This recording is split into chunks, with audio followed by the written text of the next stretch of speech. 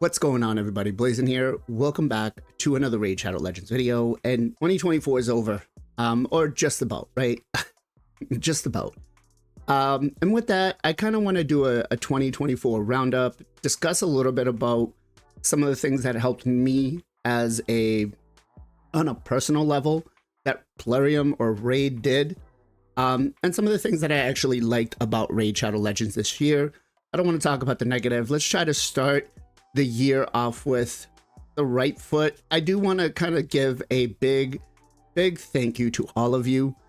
And so with that, we're going to be doing 2 giveaways to start off the New Year's. One, I'm actually going to give a champion pass out to somebody. Now, if I went under the right one, so you will be able to get He-Man if you so wish. Remember, free-to-play players, I will have to get on your account and buy this, so you won't be considered free to play. But for anybody else out there that is interested in purchasing He-Man because of whatever reason, I will do that for you. I will run this until January 5th, which will be the next time that the Knights of Teleria podcast runs, Sunday 2 p.m. EST. We'll pull the lucky winner there. All you need to do for that is just let me know in the comments down below what you liked the most about Raid Shadow Legends in 2024. And then we're also going to be giving out some goodies, some legendary books, 5-star chickens, some energy for 5 lucky winners. So all you have to do to enter in for that one is just put your UMID number in the comments down below and just tell me what you wish for 2025 to happen. You can enter into both contests. It's really up to you what you want to do. Multiple accounts, or if I find out that you're, trying to game the system, you'll be disqualified from it, right? So let's talk a little bit about 2025 and what Raid Shadow Legends did for me as a person, right? For a lot of you out there, I don't know if you guys, how long you've been following me, but about a year ago, around this time, I was going through a lot of things. And it was mental health related, right? It just became too much and I kind of just lost it, right? There was a period of point in time where I was just MIA. And in, getting some help and stuff like that, they asked me what my one goal was. And they said, kind of set it to a place where it's achievable and just something you can do every day. And so for me, it was make a video for Raid Shadow Legends because it's something that I really like to do and enjoy. It gives me interaction with you guys, the community, and it gets me thinking about other things other than what's currently going on. So during my recovery for what was going on, Raid actually played a big part of that. It was one of my staple things that I would try to do every single day. And that did a lot for me, right? It helped me kind of focus and center myself back into getting better. And it actually helped me out, becoming a tier 2 creator. And it's one of those things where you don't appreciate it until something happens. So for that, I think I really want to say thank you to Raid. And I mean Raid, not Plarium, right? Thank you for Raid the game. Thank you for the devs out there that are, that put this game out and are putting their heart and soul into it. So that's kind of one of my first things that Plarium did for me as a player, as a person, right? And I know this may not resonate with a lot of you, but it helped me. It helped me, right? One of the other things that really was a huge thing for me this year is actually growing the podcast.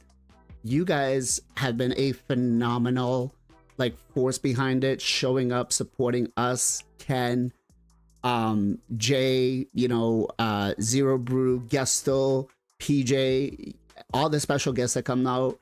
And that's a real big thing, because when I did start that podcast, when we did start the Knights of Teleria, I didn't think it was going to go anywhere. I was like, who's going to really want to watch us talking about Raid Shadow Legends for 2 hours?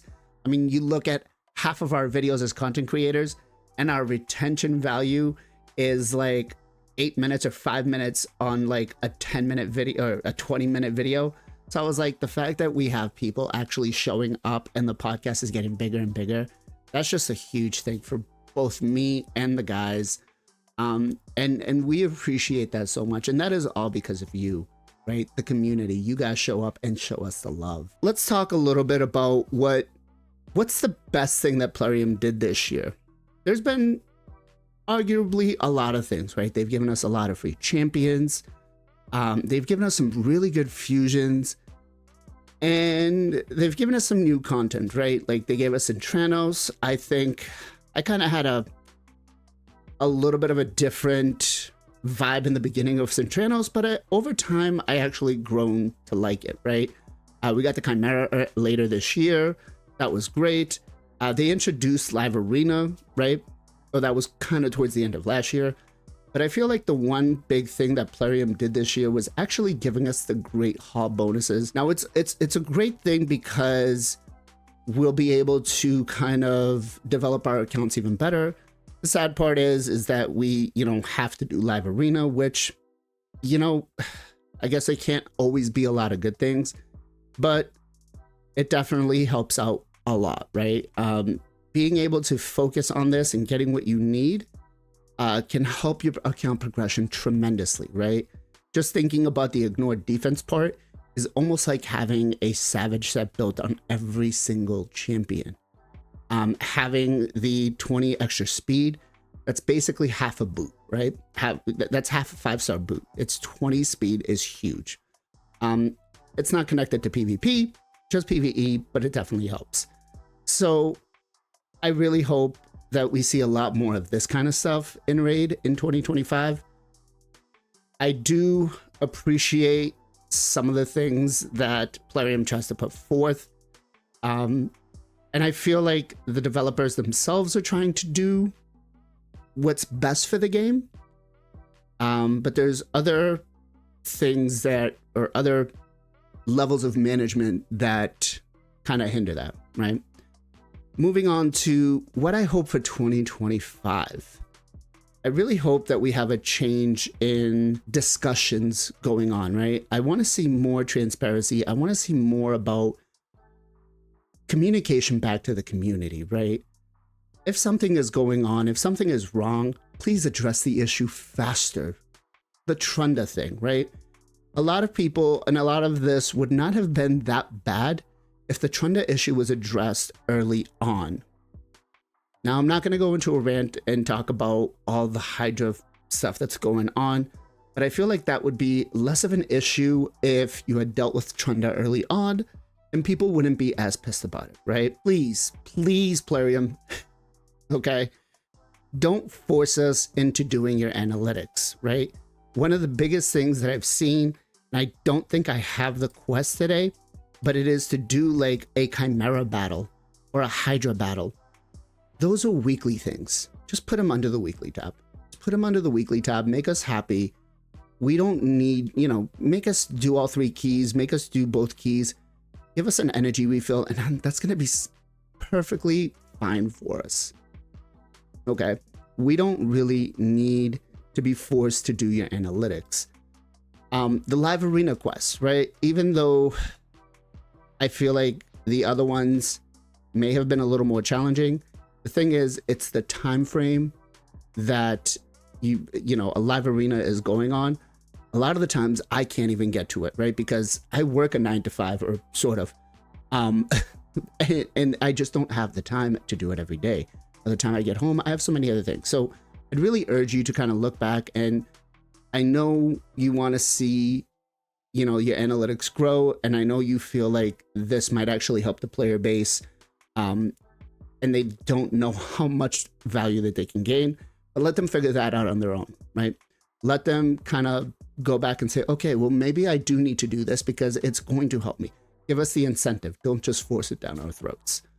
And I think that's it, guys. I think as 2024, would I rate it the best year so far? I would say it comes close. We got a lot of things. I still feel like, what was it, 2021 when Doom Tower came out, or 2022 was probably the better one. It just, Doom Tower was great. Things were pretty nice. You know, we didn't have Hydra yet, so we didn't have clashes, but 2024 overall was definitely a good year. Again, I feel like it's definitely had its downs, but we gotta at least look at some of the positives, right? I guess with that, if you guys have some time, swing by on Sundays, 2 p.m. EST for the Knights of Plarium podcast. Remember, leave a UMID number in the comments down below and let me know what you liked most about 2024. If you're interested in getting yourself a He-Man for free, and we'll be pulling it on January 5th, which again will be the next time we do the Knights of Plarium podcast. Guys, I hope you have a great 2025. I hope that 2024 brought you everything you wanted, and we'll have to kind of, start off with the right foot next year. As always, guys, much love, much appreciation. Be safe, be well, be good to each other, and I'll catch you guys next time.